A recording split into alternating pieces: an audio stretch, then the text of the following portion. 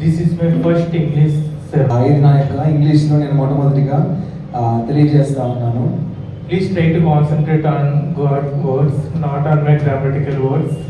దయచేసి నా యొక్క ఇంగ్లీష్ పదాల మీద కాదు కానీ దేవుని మాటల మీద ధ్యానించాలని చెప్పి చెబుతున్నాను. Yeah, one day I am thinking, like, is it possible to share God's word in English to me? నేను అనుకుంటా ఉన్నాను ఇంగ్లీష్లో నేను ఒకవేళ దేవుని యొక్క వాక్యాన్ని ప్రకటించగలనా అని.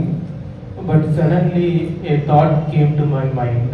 మరి సడన్గా నా యొక్క హృదయానికి ఈ యొక్క తలంపు వచ్చినది. David, do you know tenses? Present tense, past tense, future tense? దేవి నీకు తెలుసా ఈ యొక్క గతము అలాగే ఇప్పుడు లేకపోతే తర్వాత రాబోయేది? Yeah. Just you tell.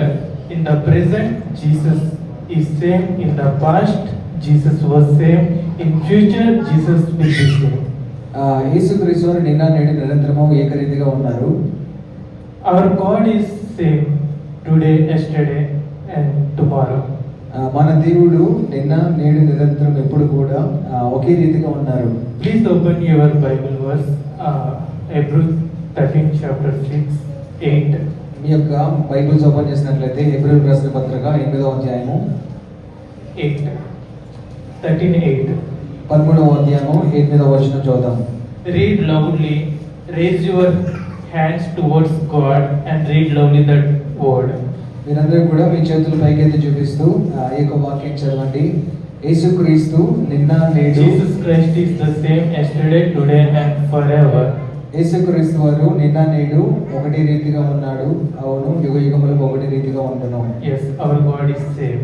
అవును, మన దేవుడు ఒకే రీతిగా Not only today, tomorrow also he is same. ఈ రోజు కాదు రేపు కూడా ఒకే విధంగా ఉన్నారు. There was a student. ఒకసారి ఒక స్టూడెంట్ ఉన్నారు.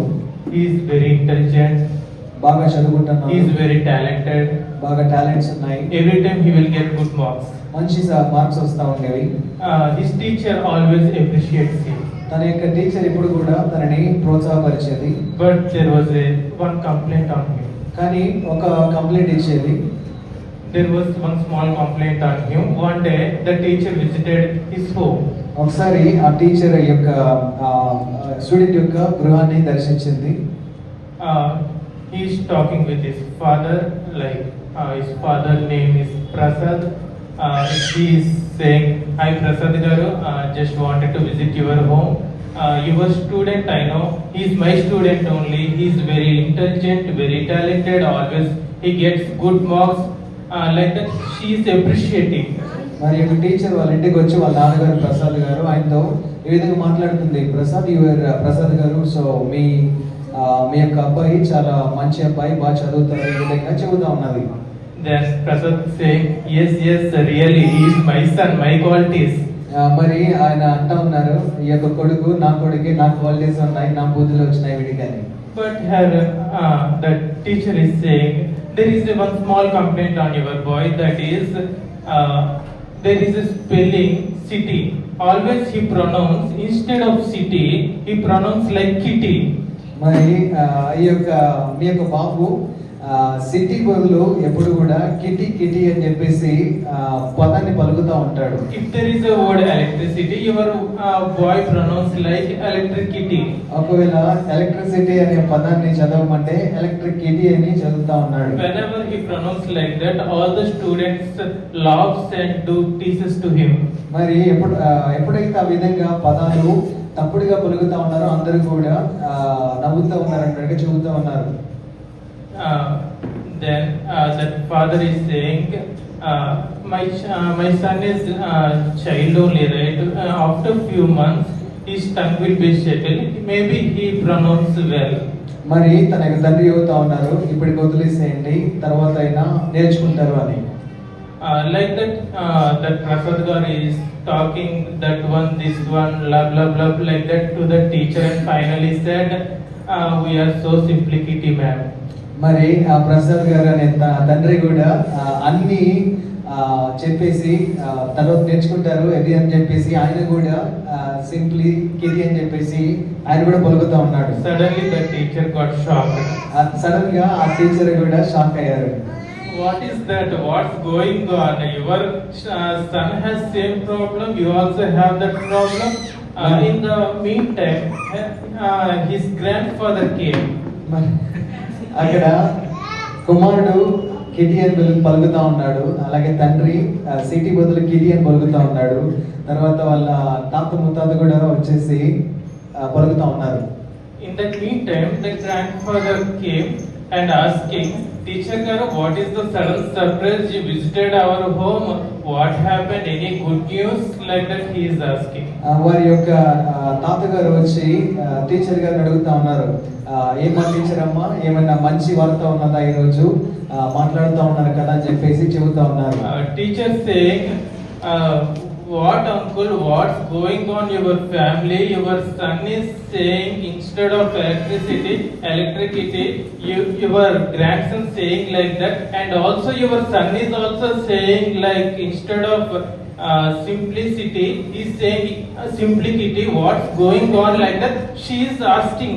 సో ఆమె చెబుతా ఉన్నది, మీ కుమారుడు సిటీ బదులు కిటి అని పలుకుతా ఉన్నాడు, మీ యొక్క కొడుకు కూడా అట్లాగే పలుకుతున్నాడు, మీ యొక్క మనవడు కూడా అట్లా పలుకుతున్నాడు, ఏం జరుగుతుంది మీ కుటుంబంలో? When she starts speaking loudly, the grandfather said,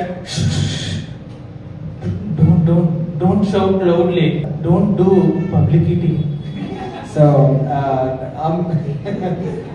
తాతగారు చెబుతా ఉన్నారు, సైలెంట్ గా ఉండు, దయచేసి దీన్ని పబ్లిసిటీ చేయొద్దు అని చెప్పి చెబుతా ఉన్నారు. The teacher shocked, her mind blocked. మరి ఆ టీచర్ గారు షాక్ అయ్యారు, మైండ్ అంతా కూడా బ్లాక్ అయిపోయింది. See, there is one concept in the software development. మరి సాఫ్ట్వేర్ డెవలప్మెంట్ లో ఒక కాన్సెప్ట్ ఉన్నదండి, that is inheritance. అదేంటంటే పారంపర్యాచారంగా వచ్చేది. The grandfather properties will come to that father, the same properties will go to the son. మరి తాత గారి నుంచి వచ్చేది తన యొక్క కొడుకుకు వస్తుంది, కొడుకుకు వచ్చింది తన యొక్క మనవళ్ళకు వస్తుంది. See, some few diseases are like, say, few diseases like diabetes, I don't know, but few are there. That diseases will come from grandfather to father, father to son. కొన్ని వ్యాధులు మరి పారంపర్యచారంగా తాతల నుంచి కొడుకులకి, కొడుకుల నుంచి మనవళ్ళకి జెనెటికల్ గా వస్తూ ఉంటాయి. Like few properties like lands, houses, golds, like that, those properties will come from grandparents to parents, parents to their child. అలాగే ఈ యొక్క స్థలాలు కూడా తాతల నుంచి పిల్లలకి, పిల్లల నుంచి మనవళ్ళకి వస్తూ ఉంటాయి. Like the same way, sin inherited from Satan to Adam, Adam to our forefathers to our grandpa to father, father to us. అలాగే పాపం కూడా అపవాద నుంచి అవలోనికి వెళ్ళి, అవలో నుంచి తర్వాత తరతరాలుగా అది ప్రతి ఒక్కరిలో జీవిస్తూ వచ్చి ఉన్నది. And same way, blessings also came from God to Abraham, Abraham to Isaac, Isaac to Jacob.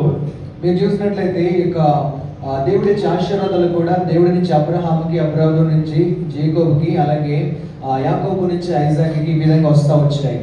See, once read this word, John 3:16. మీరు యోహాను 3:16 చదివినట్లయితే, దేవుడు లోకమును ఎంతో ప్రేమించెను కాగా తన అద్వితీయ కుమారునిగా పుట్టిన వాని యందు విశ్వాసముంచు ప్రతివాడును నశింపక నిత్య జీవం పొందినట్లు ఆయనను అనుగ్రహించెను. For God so loved the world that he gave his only begotten son, that whoever believeth in him should not perish but have eternal life. What God did for human? దేవుడు మనిషికి ఏం చేశారంటారు? God gave his only son. దేవుడు తన యొక్క ఏకైక కుమారుని ఇచ్చారు. Who is that son? ఆ కుమారుడు ఎవరు? Jesus Christ. ఆయన యేసుక్రీస్తు వారు. What Jesus Christ gave? యేసుక్రీస్తు వారు ఏమి ఇచ్చారు? Jesus Christ gave his life to human. యేసుక్రీస్తు వారు తన యొక్క జీవితాన్ని మనిషికి ఇచ్చారు. What man is doing? మనిషి ఏం చేస్తా ఉన్నారు? Taking. ప్రతిసారి తీసుకుంటూ ఉన్నారు. Blessings taking. ఆశీర్వాదాలు తీసుకుంటున్నారు. Everything is taking. ప్రతిదీ కూడా తీసుకుంటా ఉన్నారు. Always shows hand like this. ప్రతిసారి కూడా మరి చేయి జాపి అడుగుతూ ఉంటారు. See, God giving, Jesus giving, man taking. మీరు చూడండి, దేవుడు ఇస్తా ఉన్నారు, యేసుక్రీస్తు వారు ఇస్తా ఉన్నారు, మనిషి మాత్రం తీసుకుంటున్నారు. Here inheritance concept is breaking. ఇక్కడ మీరు చూసినట్లయితే ఆ పారంపర్యచారంగా వచ్చేదంతా కూడా యేసుక్రీస్తు మనకిస్తున్నారు అక్కడ బ్రేక్ అయిపోతాం, తిరిగి మనం ఇవ్వలేకపోతున్నాం. Sin is coming from grandparents to us, and blessings are coming from grandparents to us. Properties are coming from grandparents to us. Then why giving is not coming from parents to us? మనం చూసినట్లయితే పారంపర్యాచారంగా ఈ యొక్క స్థలాలు కానీ లేకపోతే blessings కి కానీ అన్ని కూడా మన తాతల ముత్తాతల నుంచి మనందరికి వస్తా ఉన్నాయి. కానీ ఎందుకు మనము ఇవ్వడం అనే కాన్సెప్ట్ లో మనము వెనకడుగు వేస్తా ఉన్నాము? Man should learn this thing. He should give until he leave. మరి మనిషి ఒకటి నేర్చుకోవాలి ఏంటంటే మనిషి ఇవ్వాలి బ్రతికేంత వరకు ఇవ్వాలి, Until he leave this earth. ఈ యొక్క భూమిని వదిలేసేంత వరకు కూడా.